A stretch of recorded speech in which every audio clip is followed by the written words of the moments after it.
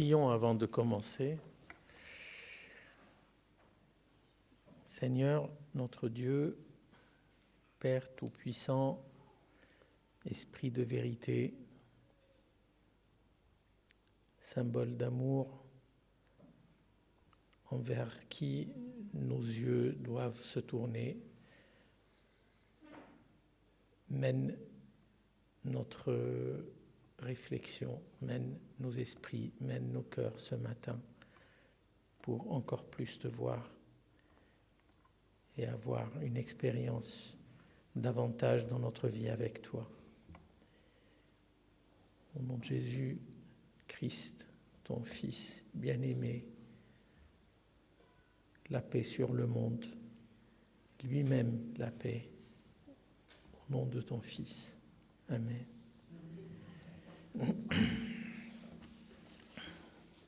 Le thème des prédications en ce moment s'appelle « Dire Christ ». Dire Christ. Et je trouve ça un thème au-dessus de tout, parce que dire Christ nous rappelle ce qu'on est, nous rappelle en tout cas ce qu'on devrait être. Dire Christ. Et que veut dire Christ? Alors je demande pardon à Arnaud, parce qu'on était apparemment dans un cycle basé sur le livre des Actes, chapitre 8, qui d'ailleurs, dans lequel il y a plein de choses qui rentrent dans la méditation de ce matin. Très rapidement, le chapitre 8, Steve a parlé de la deuxième partie de ce chapitre. Et en fait, la première partie, elle parle de la pré-persécution. Une fois Étienne a été tué, il y a eu une énorme persécution sur l'Église, et l'Église a été dispersée dans divers endroits, et dans chaque endroit où l'Église a été dispersée, les disciples du Christ ont continué à proclamer la parole. Et dans ce même endroit, il y avait les disciples Pierre, Paul n'était pas encore là, mais en tout cas Pierre et Philippe, et il y avait un espèce de magicien comme ça, un gars spécialiste je ne sais pas moi à l'époque ce que c'était un magicien, parce que c'était des espèces de cartes qu'ils jouent avec, ou les gens qui changent d'habit, etc., peu importe. En tout cas, c'est un gars qui s'appelait Simon, et ce Simon a voulu acheter le don de l'esprit, l'acheter avec de l'argent, et il a été rejeté. Gardons ça en mémoire, et on va lire le support de notre méditation ce matin, qui se trouve dans Jean, dans le livre de Jean, dans l'évangile de Jean, le chapitre 6. Et tu projettes. Et du coup, à partir du verset 66. Dès ce moment, plusieurs de ses disciples se retirèrent, et ils n'allèrent plus avec lui. Jésus dit dit aux 12, ceux qui sont les plus proches, « Et vous, ne voulez pas, vous aussi, vous en aller ?» Simon-Pierre lui répondit, « Seigneur, à qui irons-nous ? Tu as les paroles de la vie éternelle. Et nous avons cru, et nous avons connu que tu es le Christ, le Saint de Dieu. » Jésus lui répondit, « N'est-ce pas moi qui vous ai choisi, vous les 12, et l'un de vous est un démon ?» Il parlait de Judas Iscariote, fils de Simon, car c'était lui qui devait le livrer, lui, l'un des 12.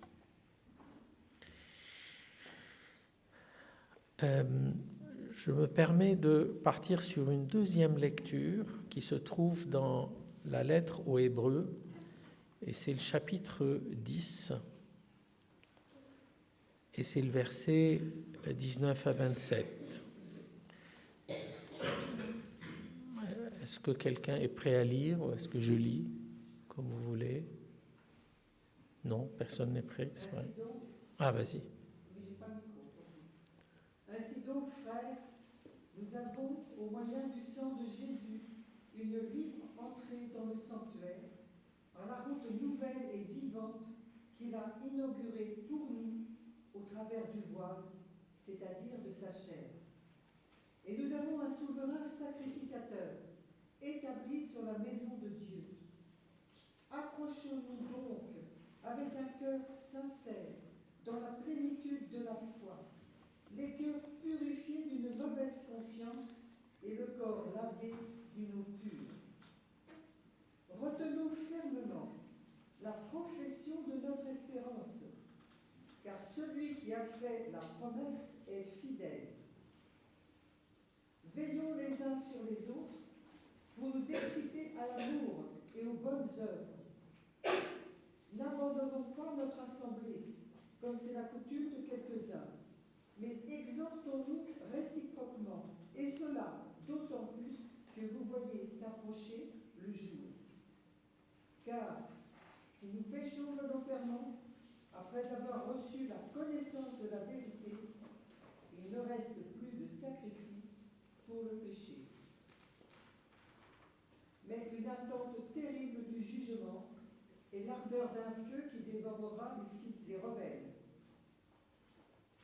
Celui qui a violé la loi de Moïse meurt sans miséricorde sur la déposition de 2 ou de 3 témoins. De quel pire châtiment pensez-vous que sera jugé digne celui qui aura foulé aux pieds le Fils de Dieu, qui aura tenu pour profane le sang de l'alliance par lequel il a été sanctifié et qui aura outragé l'Esprit de la grâce? Car nous connaissons celui qui a dit « À moi la vengeance, à moi la rétribution ». Et encore, le Seigneur jugera son peuple. C'est une chose terrible. C'est bon, Marie, c'est bon. Je sais que tu veux lire le reste. Mais après, c'est trop... pour une troisième lecture, et on y reviendra, elle se trouve dans Apocalypse 2. Apocalypse 2, il y a plusieurs lettres comme ça vers les églises, les différentes églises. Une d'entre elles s'appelle Bergame. Et à la fin de la lettre à Bergame, dans la lettre de Bergame, il parle de quelqu'un qui s'appelle Antipas. Et à la fin de la lettre de Bergame, il dit que celui qui a des oreilles entende ce que l'Esprit dit aux églises. À celui qui vaincra, je donnerai de la manne cachée. À celui qui vaincra, je donnerai de la manne cachée. Et je lui donnerai un caillou blanc. Et sur ce caillou est écrit un nom nouveau que personne ne connaît si ce n'est celui qui le reçoit. Dans l'évangile de Jean chapitre 6, ce qu'on a lu, en réalité, si on veut vraiment avoir une image complète de ce qui se passe, il faut lire tout le chapitre.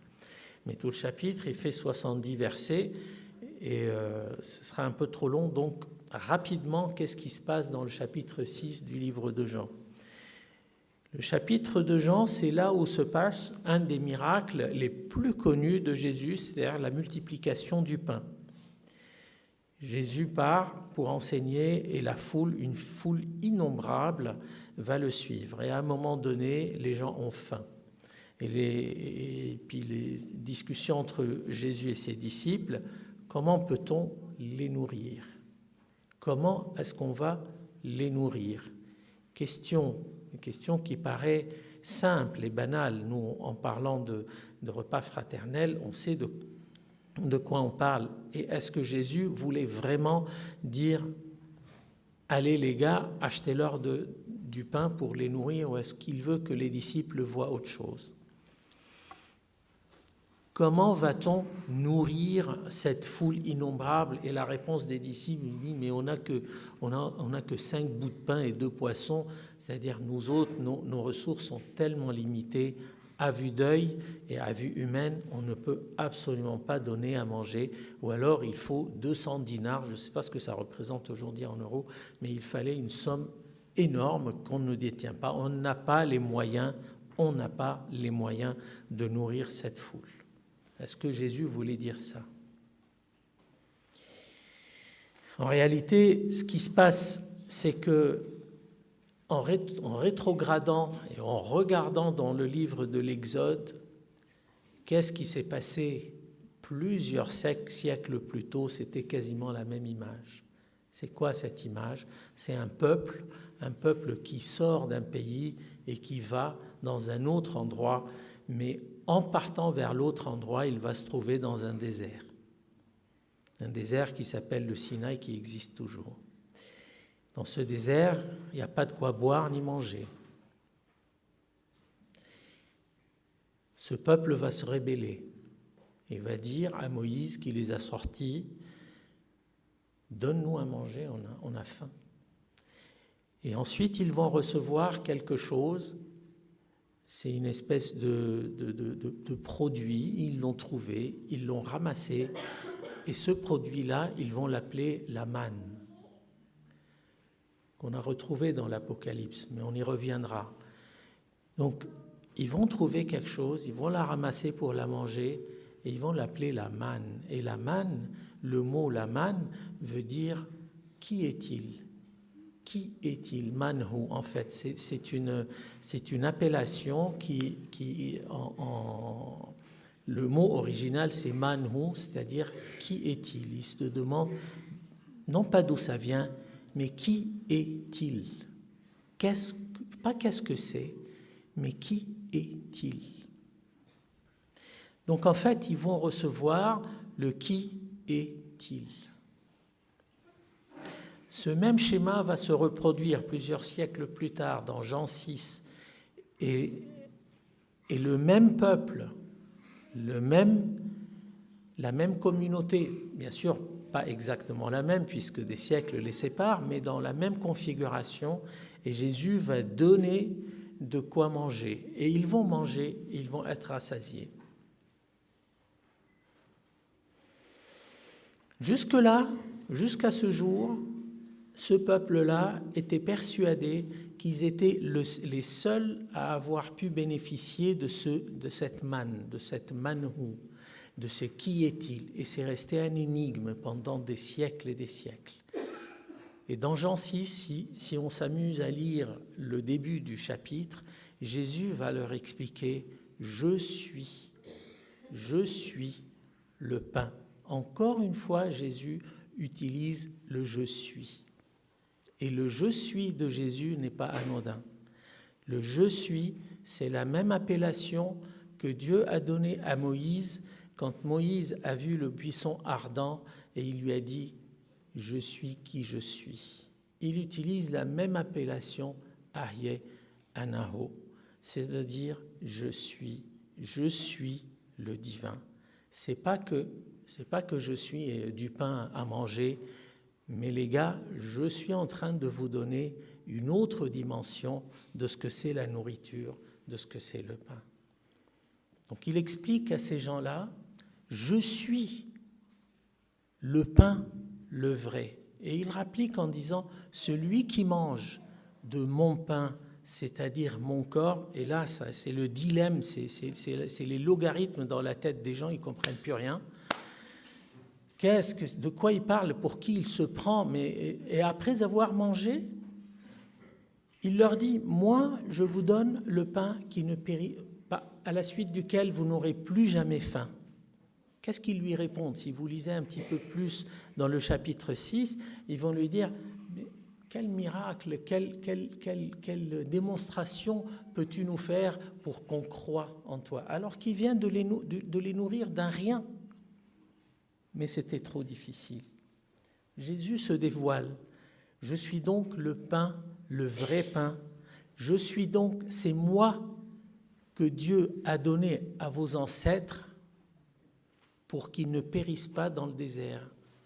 Et là, on rentre aussi dans la symbolique et dans tout ce qui est schéma, on va dire, à expliquer par rapport à ce pain, cette manne donnée dans le désert. Le désert qui symbolise l'endroit aride, dans lequel on ne peut pas ni trouver de la nourriture, ni produire de la nourriture.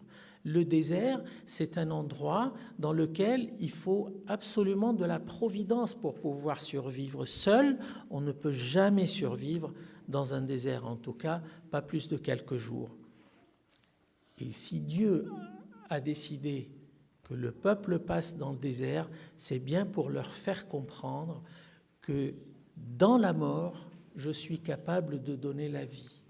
Autour de vous, c'est la mort, mais moi, je suis l'origine de la vie et je vous donne la manne, le manhou que vous n'arrivez pas à comprendre, que je vous expliquerai quelques centaines d'années plus tard ou plusieurs centaines, plusieurs siècles plus tard. Cette manne que le peuple trouvait, il n'avait pas le droit de la garder. Pourquoi il n'avait pas le droit de la garder pour le lendemain ? Ça aurait été plus logique. Je vous donne la manne et vous en conservez. Sauf que garder pour le lendemain, ça veut dire qu'il y a un manque de confiance. On ne sait pas trop si Dieu va tenir sa parole pour le lendemain ou pas. Si vous en gardez pour emmagasiner, cette manne va pourrir et elle a pourri. Je vous donne tous les jours, et c'est ce qu'on répète tous les dimanches, donne-nous notre pain de ce jour. Outre le fait de demander notre bien matériel, ce dont on a besoin, mais donne-nous de quoi vivre spirituellement, nourris-nous selon notre besoin. Aujourd'hui, j'ai besoin de temps, demain, j'ai besoin de temps, mais tu sais de quoi j'ai besoin et tu vas pourvoir spirituellement dans le désert qui m'entoure.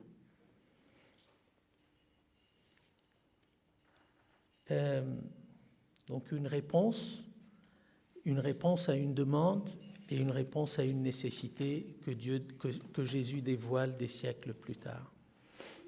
Et la foule était là, la foule était grande, la foule suivait Jésus, et même quand ils ne le trouvaient pas, ils sont partis dans des barques pour aller à Capernaum pour essayer de le trouver. Jésus leur a reproché, vous me suivez parce que vous avez mangé du pain et du poisson, vous êtes rempli le ventre, alors c'est pas pour moi que vous venez en fait.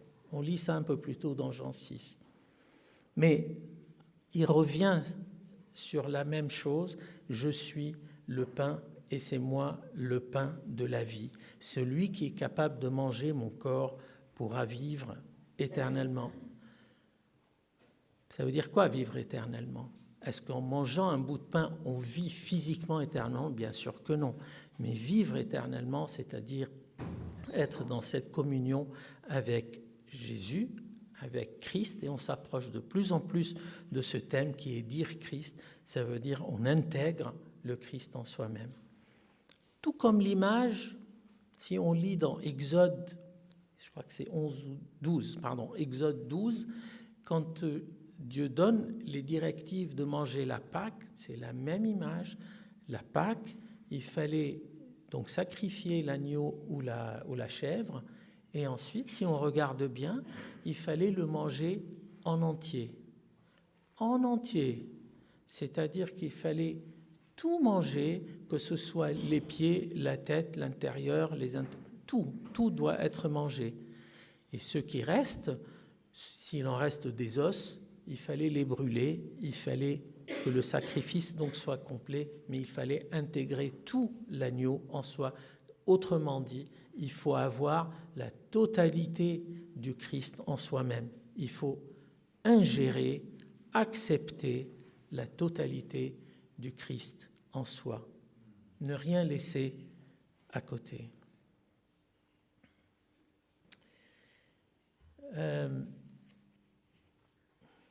Lorsque Jésus a donné ordre de nourrir les gens, il n'y avait que 5 bouts de pain et 2 poissons. les disciples ont commencé à donner à manger. Et les gens se sont rassasiés. Ils se sont tournés vers ce besoin naturel qui est de manger, et ils ont mangé. Et ils se sont rassasiés, et il en restait. Et il en restait, après avoir nourri la foule, il en restait 12 paniers. Et le 12 n'est pas par hasard. Parce que 12, à la fois, ce sont les 12 tribus, mais aussi ce sont les 12 disciples. L'air de dire qu'après avoir, de ma part, donné à manger à la population, il vous en reste dans les mains de quoi vous nourrir et de transmettre à d'autres gratuitement. Je ne vous donne pas uniquement pour faire un miracle magnifique, je vous donne pour que vous compreniez que ma source est inépuisable, aussi bien pour ceux qui sont devant vous, mais aussi pour vous, pour plus tard, ou pour les différentes parties, on va dire, de la communauté. Et tandis que Jésus se révèle ainsi, qu'est-ce qui se passe ? Malheureusement, on lit par la suite, à partir du verset 60, les gens commencent à se poser des questions et les gens commencent à faire demi-tour. Et qu'est-ce qu'il dit dans Jean 6 ? Il dit que plusieurs de ses disciples, non pas les 12, mais de ceux qui le suivaient, plusieurs ont trouvé que ce qu'il dit était incompréhensible. Ils ne peuvent pas comprendre.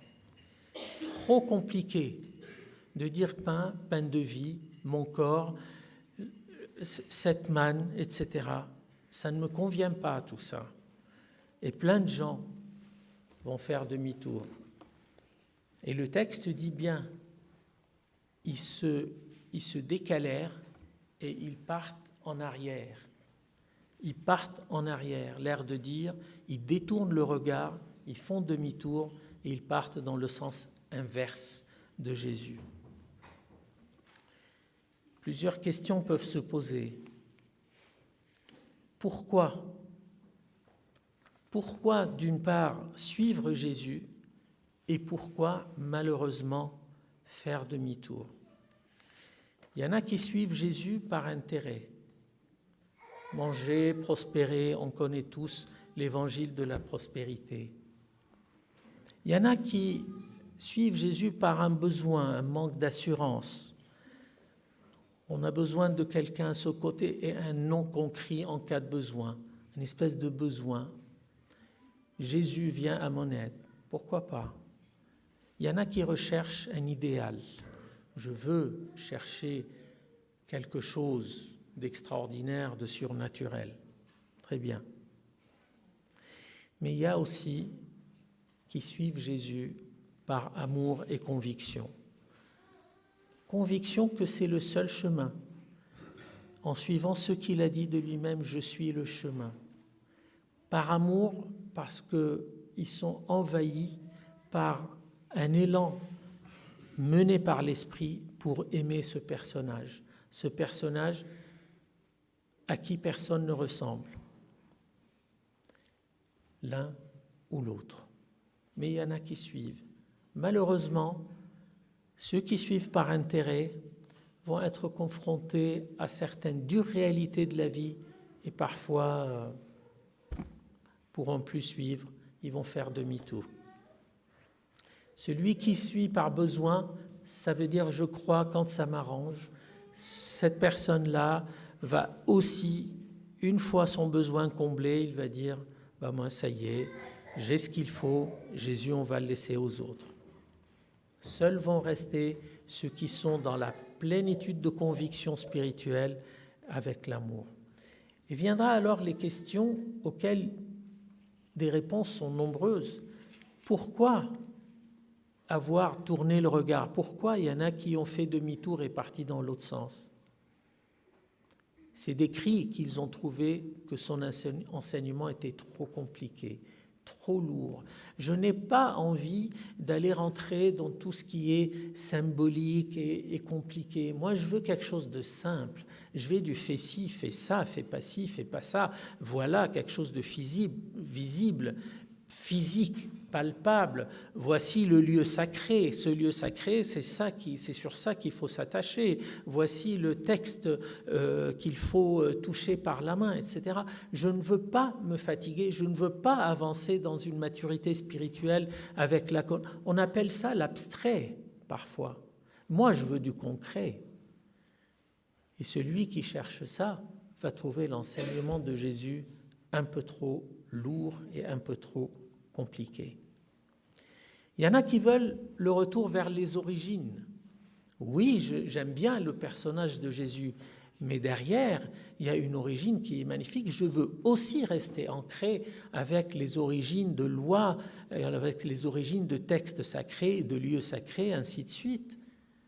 Ça s'appelle attraper le bâton par le milieu. Après, il y a quelque chose qui est le doute. Plein de gens autour de Jésus, alors qu'ils ont mangé avec lui, ont douté. Ils lui ont dit, mais quel miracle tu peux nous donner? On veut une preuve, le doute. Il ne faut pas diaboliser le doute, sauf que mettre le doute au-dessus de toute conviction n'est peut-être pas la bonne chose à faire. Il y en a qui disent « je doute, alors j'existe. Je doute, alors je suis. » Quand on doute, et quand on met le doute principe de vie, on ne va pas pouvoir avancer. Celui qui met la main sur la charrette et regarde en arrière ne peut pas avancer dans le royaume de Dieu. Ou alors que Jésus ne correspond pas à mes attentes.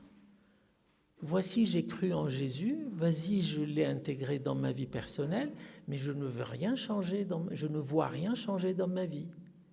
Je reste tel que j'étais. C'est bizarre, parce que je n'ai pas tourné le regard dans le bon sens. Alors Jésus, oui, il est là, il y a une croix dans ma chambre, il y a une Bible sur mon chevet, mais ça s'arrête là. Ou alors trop occupé par ma carrière. Et une des choses, c'est ressembler au monde, à tout le monde. D'ailleurs, Jésus a mis les disciples devant le défi. On le lit dans le verset 66. Quand plein de gens sont partis, il a dit à ses disciples, à ses 12, « Est-ce que vous aussi, vous voulez faire comme eux ?» Quand on voit plein de gens faire la même chose, c'est la logique de la foule.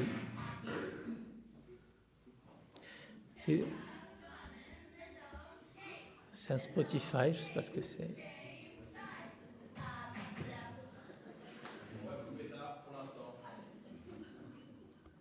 Je ne sais pas si c'était voulu. C'est pour me dire que j'ai... Rapidement, c'est faire comme tout le monde. Si tout le monde fait ça, ça veut dire qu'ils ont quelque part raison. Alors je vais faire comme les autres. Et c'est ce que Jésus a posé comme question à ses disciples. Peut-être que vous aussi, vous voulez faire comme les autres et faire demi-tour. Et c'est là où on retrouve la réponse de Pierre. Pierre qui symbolise la réponse menée par l'Esprit. Qu'est-ce qu'il dit, Pierre? Comment? Avant de dire « tu as la parole de vie », qu'est-ce qu'il dit, Pierre? Comment? Avant de dire ça. Comment? Avant de dire ça. Le premier mot que va prononcer Pierre, Seigneur. Seigneur. La reconnaissance de Jésus-Christ en tant que Seigneur. Il ne dit pas maître, il ne dit pas mon ami, il ne dit pas notre disciple bien-aimé. Seigneur. Reconnu, il l'a reconnu en tant que Seigneur. Et par la suite, il répète ou il révèle ce que Jésus va leur dire, va leur enseigner en Jean 14. vers qui irons-nous? Quel chemin veux-tu qu'on prenne? Tu es le chemin. Quel chemin veux-tu qu'on prenne? Il n'y a pas d'autre chemin.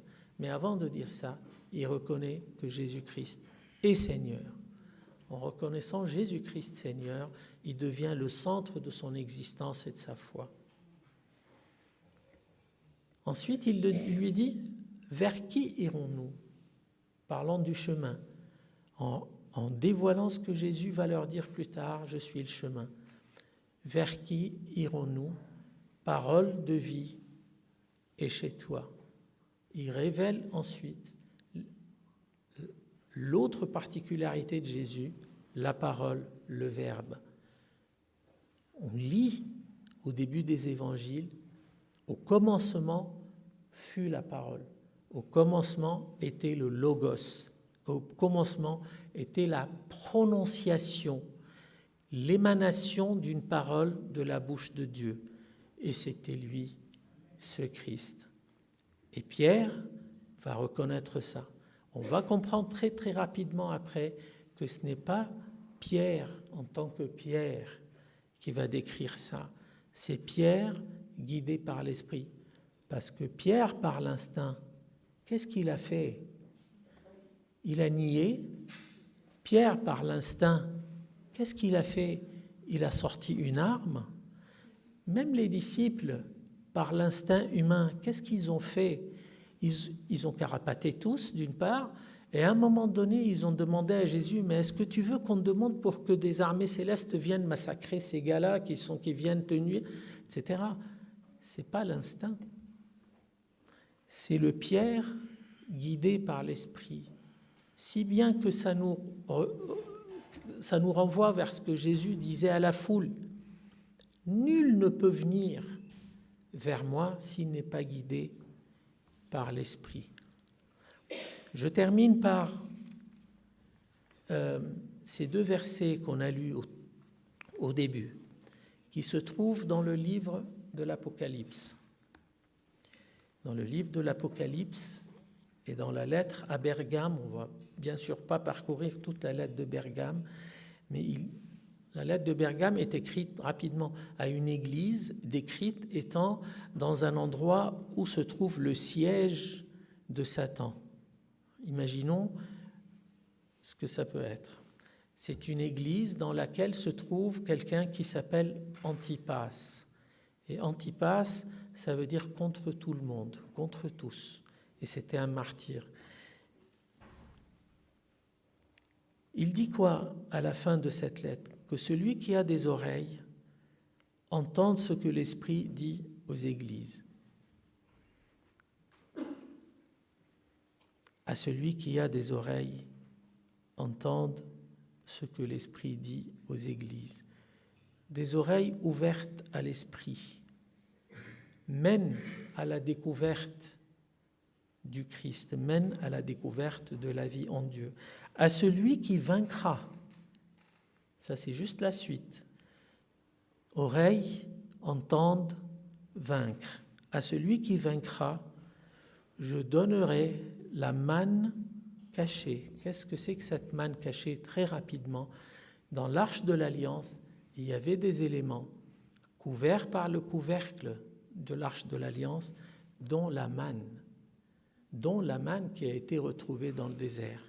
Et cette manne cachée, c'est ce qui symbolise la part, prendre part en Christ réellement. Je lui donne la manne cachée. Je lui donne, celui qui entend la voix de l'Esprit aura part réelle en Christ, c'est-à-dire par lui vie éternelle, aura quelque chose que jusque-là était caché, énigmatique, incompréhensible.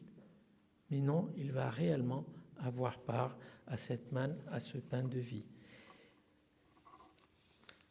Et à la fin, tout à la fin, il dit, et il aura aussi un caillou blanc sur lequel un nom nouveau est donné et lui seul pourra le lire. La pierre blanche sur laquelle est écrit un nom, c'est la pierre qu'on donnait aux vainqueurs dans les Jeux olympiques. On leur donnait une petite pierre sur laquelle se trouvait leur nom. Donc il symbolise aussi l'élévation à la suite d'avoir écouté la voix de l'Esprit. Alors aujourd'hui, comme toujours, tout le monde est face à un choix. Chacun est face à une décision et Jésus, à un moment donné, a mis ce choix et cette décision devant les disciples. Qu'est-ce que vous voulez faire? Est-ce que vous voulez faire comme tout le monde? Est-ce que vous voulez faire demi-tour? Ou est-ce que vous voulez continuer à me suivre? Est-ce que vous voulez être des oreilles ouvertes à l'esprit et donc vainqueurs et donc avoir part en moi, source de la vie éternelle, et avoir le pain qui ne s'épuise jamais? Que Dieu nous donne d'être en permanence des oreilles ouvertes à l'esprit, que le doute ne nous envahisse pas et que le monde ne nous perturbe pas, même si la totalité de la terre marche dans un sens. Soyons des Antipas. On n'est pas là pour se battre physiquement, on est là plutôt pour le suivre. Mais le suivre veut dire avoir vraiment les oreilles ouvertes. Amen.